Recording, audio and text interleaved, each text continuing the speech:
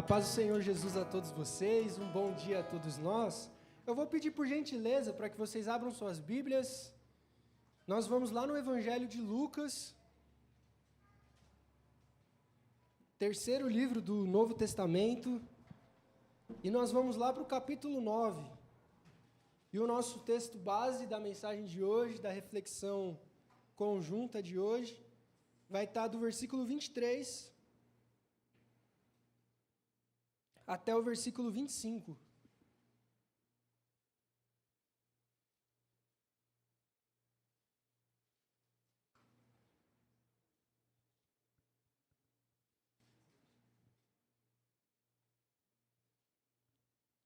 Lucas, capítulo 9, versículos 23 até o 25º. Amém? Diz assim a palavra do Senhor. Jesus dizia a todos: se alguém quiser vir após mim, negue a si mesmo, tome a sua cruz todo dia e siga-me. Pois quem quiser salvar a sua vida, este a perderá. Mas quem perder a sua vida por amor de mim, este a preservará.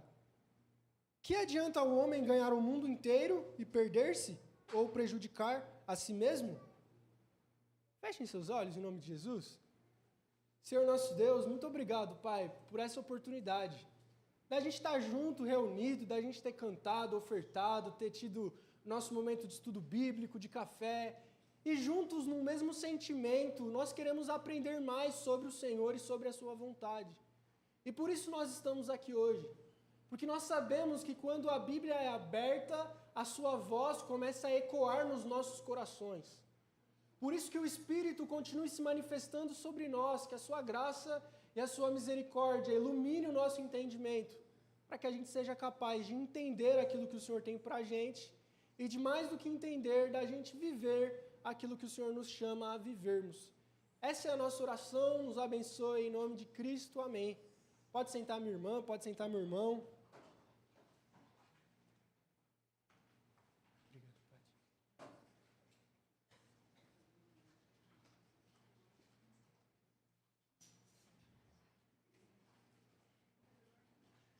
Mais uma vez, um bom dia a todos vocês, espero que vocês estejam bem, espero que vocês tenham tido uma ótima semana. Fico muito feliz de tê-los presentes, que vocês todos sejam muito bem-vindos, sintam-se à vontade aqui na Promessa Tatuapé. Aqui é um lugar para vocês, é um lugar para a gente, é um lugar que nos conecta com Deus, onde a ideia é a gente se tornar cada vez mais parecido com Jesus. E aqui é esse ambiente de discipulado, onde a gente é inserido na vontade do Senhor para a gente se parecer cada dia mais com Ele nessa grande jornada de vida. Aos sábados a gente está aqui na igreja, nessa série chamada Jornada da Salvação. E nessa jornada a gente já caminhou por 5 episódios e hoje a gente vai para o 6º episódio. Então, recapitulando rapidamente, o primeiro episódio a gente viu o mundo antes da queda. Como era a criação de Deus antes de existir o pecado, em Gênesis 1 e Gênesis capítulo 2. Depois a gente viu o relato da queda. A queda de Adão e Eva, como isso aconteceu, o que Deus estava querendo falar com a gente nesse relato. Depois a gente viu sobre a depravação total, como que todos nós já nascemos com esse pecado dentro da gente, como se fosse genético. A gente nasce com esse problema de sermos pecadores, independente da nossa querência ou não. Depois a gente viu sobre a missão de Deus, de que apesar do nosso pecado, de que apesar dos nossos erros, de que apesar das nossas falhas, Deus interrompeu a história. E Ele começou a fazer uma missão no mundo através de Abraão. E através de Abraão, Deus começou a salvar pessoas e a escolher um povo, que hoje é a igreja, que manifestaria essa salvação de Deus no mundo. Semana passada, a gente viu então que toda essa missão de Deus, que toda essa obra que Deus está fazendo no mundo, teve como clímax, como ponto principal, Jesus Cristo há 2000 anos atrás, pregado numa cruz, no qual Ele assumiu toda a nossa culpa, todo o nosso pecado, para que através da obra dEle nós tivéssemos vida.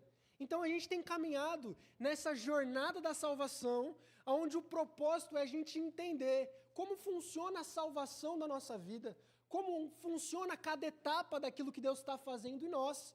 E hoje, essa próxima etapa, o próximo degrau, o episódio 6, a gente vai ver o grande chamado de Deus para a gente, o grande chamado que foi inaugurado com a obra de Cristo na cruz. E por isso, o nosso texto base foi esse texto de Lucas 9, do 23 ao 25, um texto onde o próprio Jesus já está adiantando esse grande chamado para toda a humanidade. Por isso, eu peço a sua paciência, a sua atenção, para que nos próximos minutos a gente possa refletir rapidamente sobre como é esse grande chamado que Deus está fazendo para todas as pessoas, em todos os lugares e em todas as épocas, desde a morte de Jesus Cristo. Mas antes de entrar, de fato, nesse grande chamado, é importante a gente entender o que significa esse grande chamado inaugurado por Cristo na cruz. A gente viu no texto que a gente leu base, que esse grande chamado começa com um convite, onde Cristo convida a todos nós que se alguém quiser vir após Ele, siga a mim. Mas o que significa seguir a Cristo? O que significa atender positivamente o chamado dele? E hoje em dia é muito importante a gente recapitular isso, a gente relembrar as palavras de Cristo, porque esse chamado foi muito banalizado na cultura da época. Hoje em dia, seguir a Cristo se tornou algo muito superficial, que perdeu o significado do que o próprio Cristo falou que era. Hoje em dia, seguir a Cristo é um compromisso mínimo, uma participação esporádica e uma escolha que acomoda a vontade própria. Na verdade, seguir a Cristo, muitas vezes, é muito mais sobre cultura, porque os nossos pais talvez eram ou são crentes, e aí a gente nasce crente, vive na igreja, e aí a gente nasce nesse meio gospel. Ou também pode ser por medo, porque vai que isso é verdade, vai que Deus existe. Eu não quero arriscar, né? É melhor estar do lado de Deus do que vai que é verdade esses negócios aí, esses trem. É melhor ser crente, porque senão já era. Então, muitas vezes há esse sentimento de seguir a Cristo com motivações erradas, entendendo errado o que significa esse chamado. Essa sociedade contemporânea, e não só contemporânea, mas o mundo, desde que é mundo, sempre foi assim, onde nós buscamos conforto e somos constantemente tentados a buscar o caminho mais rápido, o caminho mais fácil. Aliás, depois que inventaram o Waze, eu não saio de casa mais sem o Waze, porque ele sempre tem um atalho. Ele mostra, quantos minutos vai dar do caminho. E, por exemplo, para vir da minha casa até a igreja é aproximadamente uns 10, 11 quilômetros. E aí tem 3 caminhos possíveis. Dá para ir pela Marginal, dá para ir ali pelo Educador Paulo Freire, pegando o viaduto Aricanduva, ou dá para ir um pouquinho mais por dentro. Mas aí, dependendo do trânsito, dependendo do horário, se eu estou atrasado, se eu quero ir rápido, eu escolho um atalho, um caminho mais rápido. Isso é a mesma coisa com a nossa alimentação. Antigamente a gente cozinhava mais. Hoje em dia, depois que inventaram o 99 Food, iFood, a gente cozinha menos. E não só isso, também até as nossas aquisições. Antigamente, a gente batalhava mais para comprar algo e valorizava mais algo que a gente comprava. Hoje em dia, com a existência do Mercado Livre, da Amazon, a gente não só ficou mais consumista, mas a gente é extremamente imediatista. A gente compra uma coisa e fica o dia inteiro lá em minhas compras, meus pedidos, para ver se já saiu para entrega, para ver que dia chega, nessa ansiedade da coisa chegar logo, porque nós estamos sendo seduzidos por essa cultura rápida, de atalho, de caminho fácil, de facilidades. E é óbvio que como a gente nasce nesse contexto, quando a gente entra para o cristianismo, a gente vem carregado dessas marcas no nosso consciente. A gente vem esperando encontrar na igreja caminhos fáceis, atalhos, escolhas confortáveis.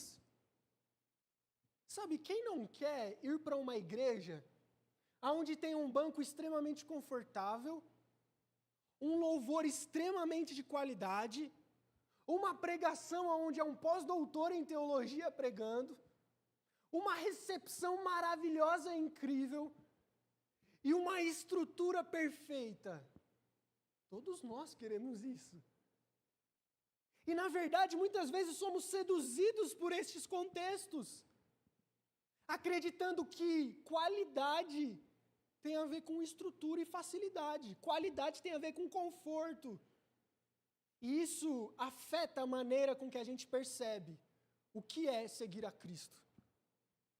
A gente vê nessa cultura do conforto, do prazer, onde talvez você já tenha escutado algumas frases no meio evangélico, no meio gospel, como, por exemplo, Deus quer que você seja feliz. Deus tem um plano maravilhoso para a sua vida, meu irmão. Deus vai mudar a sua história. Deus vai te dar conforto. Se você está meio preocupado e meio triste, vem para a igreja, que isso vai passar. E a gente vem de um evangelho de conforto, um evangelho onde os problemas serão resolvidos. Mas quando a gente lê Lucas 9, do 23 ao 25, parece-me que é um pouco diferente. Parece que o plano maravilhoso de Jesus é inclusive que a gente morra. Porque quem perder a sua vida, esse a encontrará. Então, enquanto a gente vive numa sociedade que diz para você e para mim, viva, conquiste, sonhe, tenha ambição, vá, faça, aproveite, seja você mesmo. Você é a única pessoa que possa impedir os seus sonhos. Você tem direito, você merece, você tem que chegar lá, você tem que ser a mulher, você tem que ser o cara. Viva! A gente é constantemente pressionados a vivermos. A gente escuta para viver. Viva o melhor. Estude e trabalhe para que você viva o melhor. Mas enquanto o mundo fala viva, parece-me que Jesus está dizendo, morra. É um caminho bruscamente contrário. É uma filosofia, uma ideia totalmente oposta. E por isso é necessário, muitas vezes, a gente dar uns passos para trás e reconfigurar a nossa cabeça de como a gente foi construindo o evangelho e o cristianismo, para a gente entender, de fato, como é esse grande chamado que Jesus tem para nós. E o que significa, de fato, seguir a Cristo. Por isso, a nossa intenção, nessa manhã, quase tarde de sábado, é a gente refletir o que significa esse grande chamado que Jesus inaugura na cruz para todas as pessoas. Por isso, eu tenho alguns pontos para a gente tentar entender junto o significado disso. Por isso, eu peço que você mantenha a sua Bíblia aberta em Lucas 9, do 23 ao 25. E o primeiro ponto que a gente consegue ver através desse texto é que esse chamado, ele é voluntário. O texto ele começa dizendo assim: se alguém quiser vir após mim. Jesus ressalta de uma maneira muito clara que ser discípulo de Jesus é uma escolha opcional sua. É um chamado voluntário, no qual nós estamos sendo colocados diante de duas opções. Ou você pode seguir a Cristo, ou você não pode. Basicamente, a escolha é sua. Jesus está colocando o chamado, o caminho diante de você, para que você dê uma resposta a Ele. Por isso o texto começa dizendo, se alguém quiser vir após mim. Por isso, esse verbo querer traz esse sentido de estar totalmente disposto, determinado a algo que você está sentindo assim. Por isso que escolher o caminho, fazer parte do caminho, não significa nascer na igreja. Porque você pode ter nascido na igreja, você pode ter todo o seu tempo de vida na igreja, mas nunca ter escolhido pela sua própria vontade esse caminho. Você pode estar na igreja porque sua mãe está. E aí você tem vergonha de ser um filho, uma filha rebelde. Você pode estar na igreja de corpo, mas a sua cabeça está, cara, sábado de manhã, eu podia ter dormido até mais tarde. Meus amigos vão jogar bola hoje, vai ter jogo do Timão às 4, e eu estou aqui perdendo meu tempo. Mas você está por medo, por cultura. Mas a ideia do texto, essa, entre aspas, estou inventando essa palavra, querência nossa. Se não existe essa sua querência, se você não deseja, se você não almeja, você não faz parte. E para Jesus, entre aspas, tudo bem, porque é uma escolha voluntária. Você tem toda a opção do mundo de não querer, de se recusar a escutar o caminho, de não querer seguir a Cristo. Agora o problema é quando a gente acha que está no caminho, quando a gente nunca esteve, porque a verdade é que a gente nunca quis de fato. A gente continua magoado, a gente continua vindo por obrigação, a gente continua reclamando, a gente continua duro, então a verdade é que a gente nunca quis. A gente está aí no meio do bolo, empurrando com a barriga, achando que vai dar tudo certo no final, quando na verdade talvez a gente nunca quis de fato. Talvez se a gente tivesse nascido em outra família, em outro contexto, talvez se a gente não estivesse passando por problema nenhum, a gente não teria querido. Por isso, em primeiro lugar, o texto nos mostra que esse chamado que Jesus está fazendo é voluntário, vai do seu desejo. É importante você querer ir após ele. Você não pode ser empurrado por outra pessoa. Ninguém pode te levar para esse caminho. A escolha é sua. É totalmente pessoal e individual a resposta a esse grande chamado. Em segundo lugar, a gente consegue ver nesse texto que, embora o chamado seja universal e voluntário, para seguir a Cristo, existem duas exigências que ele coloca no texto. E desde já, isso já peneira um pouco do que a gente vive escutando. Porque pouco se fala das exigências de Jesus. Muito a gente escuta do venha como estás, e isso é verdade, venha como estás. Não importa o seu passado, não importa o que você fez, venha que Jesus ama e deu a vida por você. Mas ao mesmo tempo, existem exigências de Jesus para a sua vida e para a minha vida. Seguir a Cristo significa passar pelas exigências dele. Ser discípulo de Jesus significa passar por duas premissas que ele coloca no texto. Ou seja, o contrário é verdadeiro. Se não existe essas duas exigências na sua vida, você não está seguindo a Cristo. Você pode estar seguindo um pastor, você pode estar seguindo uma religião, você pode estar seguindo qualquer coisa, mas a Cristo não vai ser. Porque para seguir a Cristo, Jesus coloca essa peneira. Jesus coloca essas duas exigências para que nós nos tornemos ou não seguidores de Jesus. A primeira exigência que o texto coloca, isso está escrito no versículo 23, é que se alguém quiser vir após mim, disse Jesus, primeira exigência, negue a si mesmo. O verbo do grego indica uma negação da própria identidade. É uma recusa total e voluntária de quem eu sou, do que eu quero e do que eu penso em prol de outra pessoa. Não é simplesmente palavras que se repetem de um pastor, mas é uma ação prática e definitiva. É um momento da vida onde você olha para esse grande chamado, deseja seguir a Cristo, e esse desejo se manifesta nessa primeira exigência, negar a si mesmo.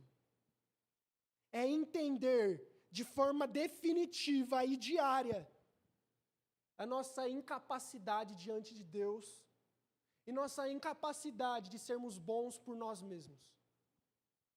É reconhecer que eu preciso de ajuda.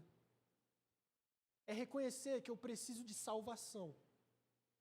É reconhecer que sozinho eu não dou conta, que eu não sou bom o suficiente e que eu preciso de alguém que faça o que eu não consigo fazer, que viva o que eu não consigo viver. Por isso, o primeiro passo para se tornar um discípulo de Jesus e para entrar nesse chamado que Cristo está fazendo é negar a si próprio. Mas talvez você possa pensar, como a cultura atual molda, que negar a si próprio é algo extremamente errado.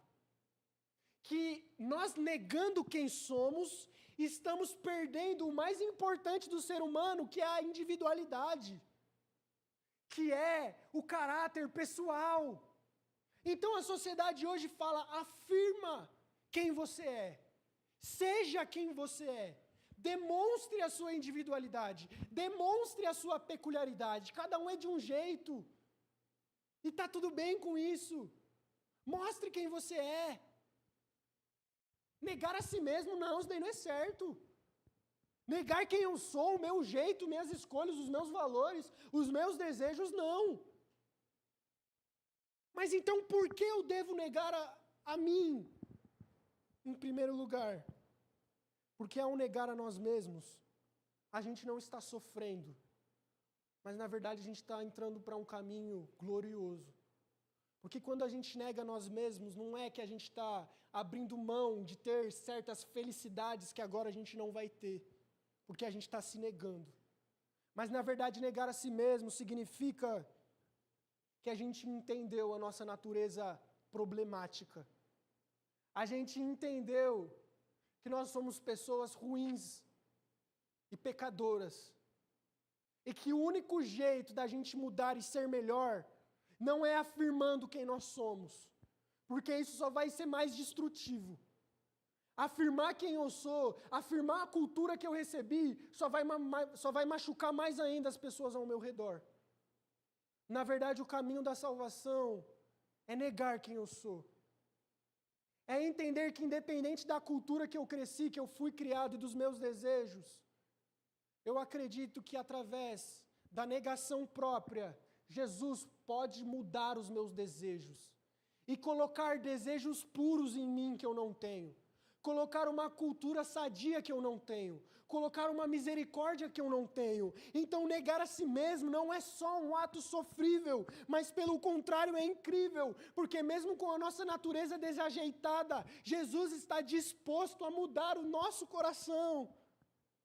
Mesmo diante dos nossos problemas emocionais, dos nossos complexos de inferioridade, dos nossos problemas de identidade, da gente olhar para o espelho e ver uma imagem diferente da que a gente entende, da gente ter as nossas crises de propósito, da gente ter os nossos traumas passados, seja pela herança da criação dos nossos pais, do que a gente sofreu durante o nosso trabalho, estudo e no caminho da vida, é entender que apesar das nossas crises, não é quem nós somos que nos define, mas é quem Deus é que nos define. Então, quando a gente nega a nós mesmos, nós estamos abraçando quem Deus enxerga que nós somos. Filhos de Deus, alcançados por essa graça. Por isso, quando você nega a si, você está entrando na graça de Deus, que conflita todos os nossos problemas, os transformando em graça e misericórdia. Mas para isso é necessário que a gente renuncie o governo das nossas vidas. É um esvaziamento total para deixar que Jesus controle e nos preencha. Nem mais nada e nem mais ninguém, senão a Cristo. A outra exigência para entrar nesse grande chamado, para ser discípulo de Jesus que o texto coloca, é tomar a cada dia a sua cruz.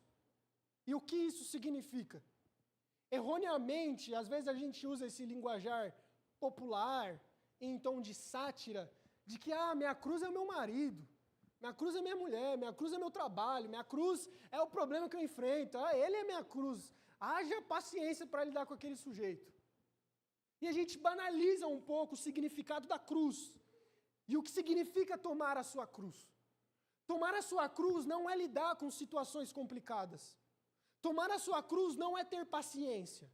Tomar a sua cruz não é lidar com um problema que você está enfrentando, seja em qual for a área da sua vida. Tomar a cruz é tomar um instrumento de morte, do qual você mesmo vai carregar e que vai te matar. É uma imagem muito mais cruel e muito mais dolorida. A cruz não era brincadeira. A cruz não era um momento difícil. A cruz era uma condenação do qual ninguém escapava e nunca escapou. Na verdade, todos aqueles que tomavam a sua cruz não tinham mais volta. Não existe na história ninguém que foi condenado à cruz e voltou vivo, exceto Cristo. Ou seja, tomar a sua cruz é um caminho sem volta. Tomar a sua cruz é uma sentença de morte. Tomar a sua cruz, basicamente, jogando para um contexto mais atual e moderno, imagina que existe uma condenação por pena de morte, por fuzilamento, por arma. E você é condenado a essa pena de morte. Só que quem vai levar a arma para a sua execução é você mesmo. Você vai carregar o fuzil que vai te matar. Essa é a metáfora que Lucas está fazendo. Por isso, tomar a cruz não é simplesmente um problema que você enfrenta. Mas tomar a cruz é uma decisão consciente de que você está indo para um caminho que significa morte. Que você está indo para um caminho que não tem volta. Que você está indo para um caminho onde, depois de negar a si mesmo, o destino é morrer para si. E não é uma morte simples. A morte da cruz era a morte mais dolorosa da época. Envolvia sofrimento. O condenado à cruz, ele não morria por causa da dor dos pregos nas mãos. E nem por causa do sangue que escorria por conta dessa perfuração. O condenado à cruz morria porque a cruz era estendida a 4 metros de altura. E quando ele era pendurado nas mãos, ele não tinha apoio para o pescoço e para a coluna. Logo ele ficava numa posição assim. E essa agonia era uma morte por sufocamento. Geralmente, os condenados à crucificação chegavam a ficar dias crucificados. Há relatos e achados arqueológicos de condenados à crucificação que ficaram 2 dias nus, pendurados e cravados numa cruz. Além disso, a cruz era uma exposição pública. Todo mundo que passava pela cruz via quem estava sendo crucificado e sabia o porquê estava sendo crucificado. Lembra daquela placa que colocaram em cima de Jesus, que estava escrito o nome dele? Era normal ter essas placas em cima dos condenados. Nessas placas falava o crime que ele cometeu e o nome da pessoa. Ou seja, a crucificação era uma mensagem clara, era um exemplo claro que o governo queria dar do que acontece quando você faz determinado crime. E é justamente esse exemplo cruel e claro que Jesus coloca para a gente de o que é seguir a Ele. É tomar o seu próprio instrumento de morte diariamente, até que um dia na sua vida você chegue finalmente para o lugar que você vai ser executado. É como se Deus te desse uma cruz, que no final da sua vida, ninguém sabe quando será o nosso último dia, finalmente a gente vai ser crucificado nela. É estar caminhando em direção à morte com as marcas do sofrimento, visivelmente a todos que nos olhem. Ou seja, qualquer pessoa que olhar para você vai saber que você é um condenado à cruz, porque você está carregando ela, e vai saber que você não tem volta. Por isso, mais do que um sofrimento momentâneo, tomar a cruz é a prática do negar a si mesmo. É morrer para o mundo e para si, de uma vez por todas. Escolhendo seguir Jesus diante de todo mundo. E aguentando, seja qual for o sofrimento e a dor no meio do caminho, até que de fato a gente seja crucificado. Por isso, quando a gente toma a nossa cruz todo dia, a gente está levando essa nossa natureza corrompida, que a gente está negando, em direção à morte. Porque nós cremos que é através da morte que Cristo nos trará a ressurreição. Por isso, o chamado de Jesus, através dessas 2 exigências, ele não promete sucesso, reconhecimento ou conforto. Ele promete transformação, vida eterna e comunhão com Deus, mesmo em meio ao sofrimento, à dor e à morte. O versículo 24, ele sintetiza tudo isso que a gente viu no 23. E ele fala, pois quem quiser salvar a sua vida, a perderá. Mas quem perder a sua vida por minha causa, este a salvará. Esse é o núcleo, esse é o significado da mensagem que Jesus está dando. Esse é o núcleo do grande chamado. Essa é a lógica do reino de Deus que é invertida. O mundo diz: maximize os seus ganhos, se preserve, evite riscos, viva. Mas Cristo diz: perca a sua vida, negue a si mesmo, morra, porque só assim você viverá. A ideia é clara. Para você entrar nesse chamado, para você se tornar discípulo de Jesus, alguém tem que morrer. Não tem como os dois estarem vivos. Nós e Cristo ao mesmo tempo. Alguém tem que ser condenado à cruz. Alguém tem que morrer. Por isso, o chamado, embora seja voluntário, ele tem essas exigências, que vão ser as marcas de um discípulo verdadeiro de Cristo. E eu quero caminhar para a segunda divisão. Eu vou pedir para você abrir a sua Bíblia no livro de Mateus, primeiro livro do Novo Testamento, capítulo 7, e nós vamos para o versículo 13 e 14. Mateus, ele vai falar, ele vai sintetizar tudo isso que a gente escutou, onde Lucas disse sobre essa exigência de seguir a Cristo. Mateus capítulo 7, versículo 13 e 14. Amém? Diz assim: entrai pela porta estreita, porque larga é a porta e espaçoso o caminho que conduz à perdição, e são muitos os que entram por ela. Pois a porta é estreita, e o caminho que conduz à vida apertado, e são poucos os que o encontram. É o contraste dramático que Jesus está dando para a gente. Existem dois caminhos. O primeiro caminho é o caminho que conduz à morte, e esse eu não preciso explicar para vocês, porque todos nós nascemos nele. A gente nasce nesse caminho que nos conduz à morte, automaticamente, independente da sua classe social, da sua etnia, do que você é, do que você vai ser. Independente se você tem consciência disso ou não. A gente nasce no caminho que conduz à morte. E esse é o fato inegável. Todos pecaram e estão destituídos da glória de Deus. Ou seja, esse primeiro caminho largo e confortável é o caminho natural, é o caminho fácil. É o caminho que a gente nasce e automaticamente a gente continua escolhendo.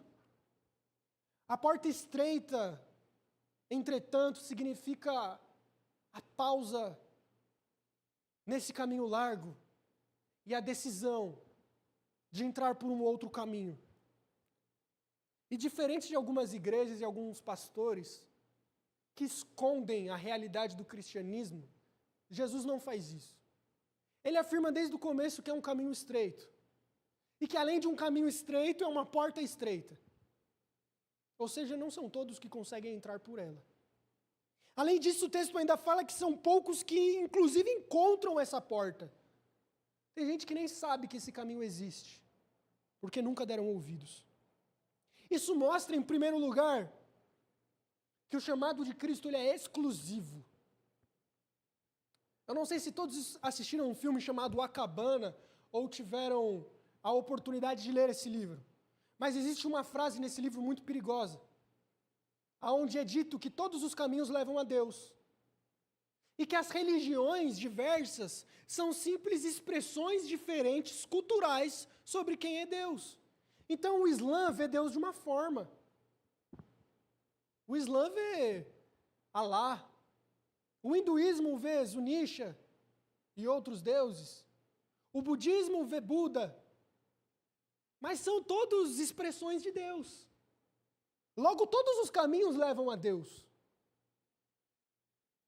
Mas Jesus diz que existe um caminho. E esse caminho é estreito. E essa porta é estreita. Só existe um caminho verdadeiro que conduz à salvação.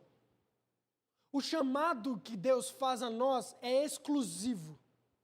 Jesus diz em João que Ele é o único caminho, a única verdade e a única vida. Não existe outra opção. se você deseja ser salvo, se você deseja ressuscitar um dia, não há outro caminho, não há outra solução, não existe outra opção. Não adianta você ser bonzinho, não adianta você abrir uma ONG, não adianta você ter atitudes filantrópicas, não adianta boas atitudes se você não estiver no caminho. Porque a única forma de alcançar a salvação é estando no caminho certo, no caminho exclusivo. Por isso, o texto de Mateus nos mostra que o caminho, em primeiro lugar, ele é exclusivo. E, em segundo lugar, o texto também nos mostra que o caminho é difícil de ser encontrado. E eu achei isso muito interessante. Porque o versículo 14 fala que são poucos os que encontram essa porta. E aí eu estava me perguntando por que as pessoas não encontram a porta. Por que Deus não faz todos encontrarem essa porta? E a questão não é que essa porta está escondida. Não é que essa porta está numa sala escura, que precisa de uma chave especial para acessar ela. A questão é que a gente está tão seduzido pelo caminho largo, que a gente não quer olhar o caminho estreito. A gente está tão anestesiado que a gente nem sequer quer ouvir falar de uma porta estreita. A realidade é que muitos seguem o caminho largo atraídos pelo que é fácil, pelo que é popular e pelo que é confortável. Mas o cristianismo e o chamado de Cristo envolve esforço, comprometimento, exigências e exclusividade. Por isso essa é uma advertência direta. Há uma fé superficial, há um cristianismo nominal, onde vivemos num país onde 80% da população se diz cristã, seja católica ou seja evangélica. Mas também é o país que quase está no topo de corrupção, falta de escolaridade, criminalidade. É um evangelho que não é prático. É um evangelho onde ser crente é falar, eu aceito Jesus como meu Salvador. E frequentar uma igreja aos domingos, sei lá, quando der vontade. É um cristianismo onde inclusive surgiu, não sei se todos ficaram sabendo, um morro no Rio de Janeiro, que é uma facção cristã, evangélica. E eles matam em nome de Deus, traficam em nome de Deus. São crentes, segundo eles. Assim como vários políticos da Câmara e do Senado, que tentam roubar os seus e os meus votos, dizendo que são crentes, mas não são nada. Cuidado com essas pessoas que nunca encontraram a porta, nunca passaram pelas exigências e tampouco vivem no caminho estreito. A fé não é superficial.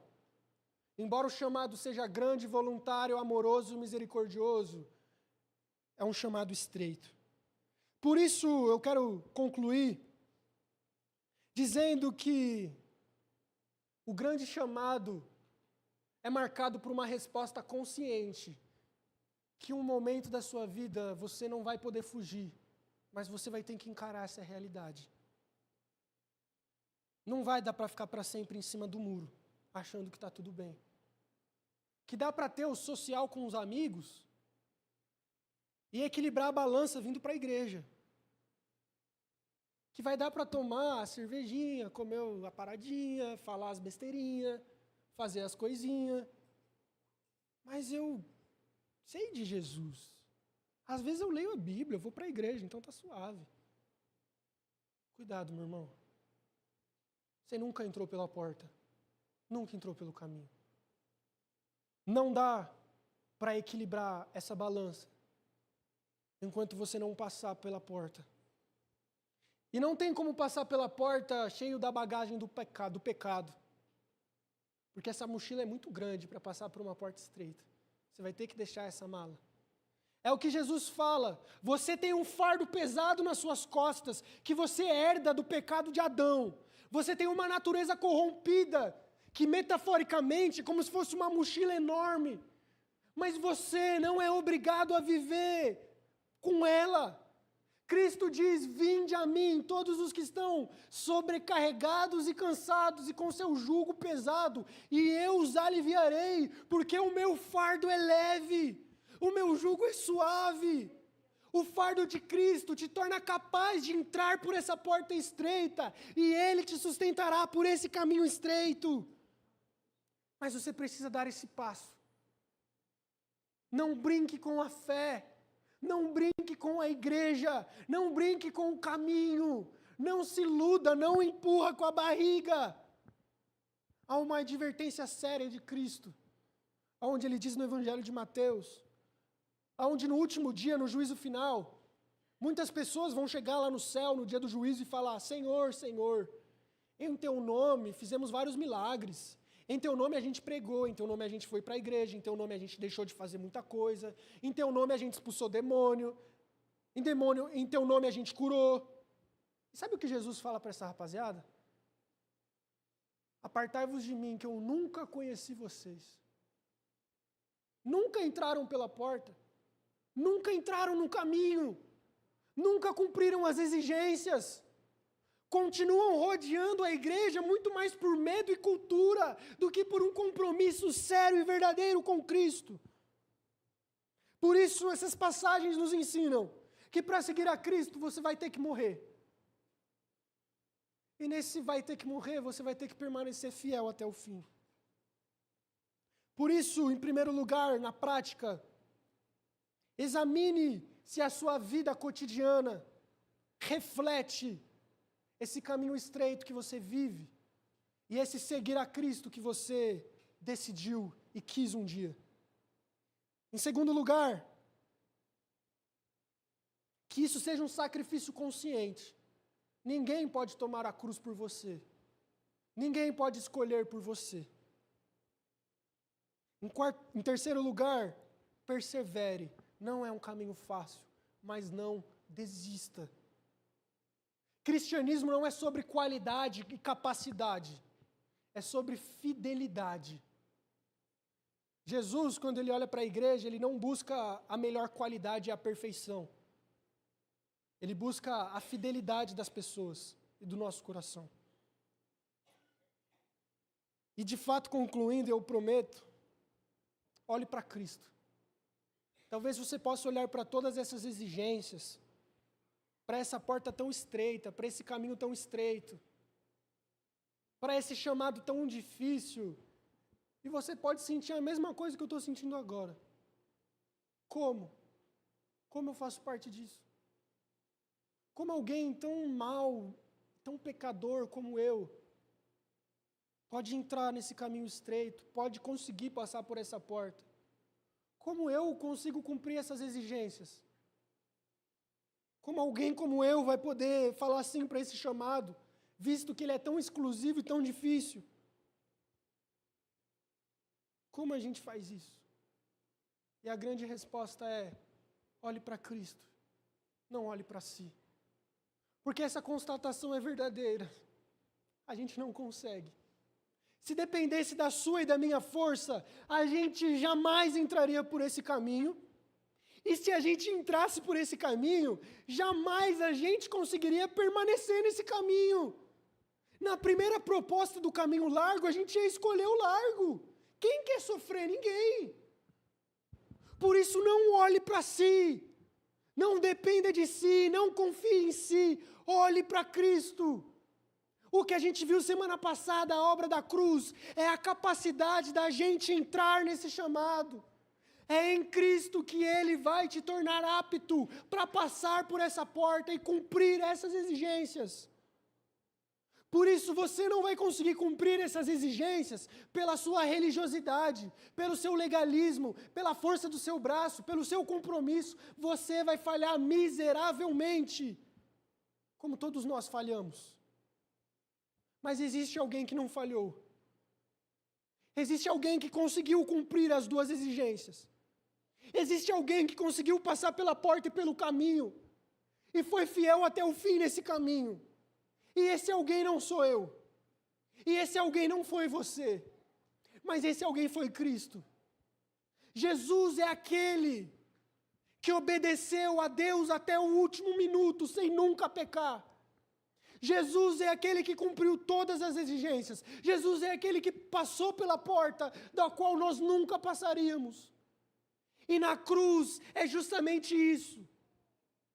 É Jesus entregando de graça para nós tudo aquilo que Ele conquistou. Sim, você não merece. Sim, você não consegue, eu também não. Mas existe alguém que conseguiu e consegue, e esse alguém é Jesus. Ele é a solução do como. Ele é a solução para a nossa vida. Ele é a resposta da humanidade pecadora. Ele é o grande remédio para o mundo.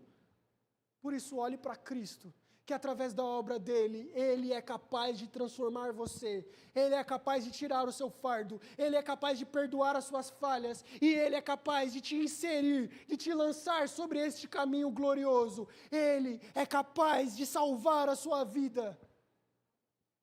Porque Ele não só vai te salvar, mas em toda essa caminhada, até seu último dia de vida, Ele promete estar com você em todos os lugares, em todas as circunstâncias, te ajudando, te pegando pela mão.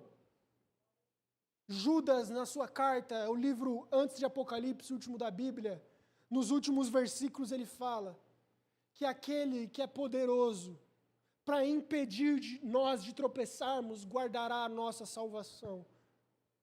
A sua salvação, a sua permanência no caminho estreito está guardada por Deus. Por isso não é pela sua força e pelo seu mérito, mas é pela dependência de Cristo. Fica de pé em nome do Senhor Jesus. Que nessa semana a gente seja chamado a não só vivermos e entrarmos neste caminho, mas entendermos que a entrada e a permanência neste chamado, neste caminho, é exclusivamente através de nós entendermos que dependemos de Cristo. É através do reconhecimento de que nós somos falhos e que Jesus é capaz de suprir as nossas faltas. Por isso eu quero orar por você e quero que você ore comigo, para que Cristo possa ser esse que nos conduz por esse grande chamado, nos pegando pela mão até o grande retorno dele.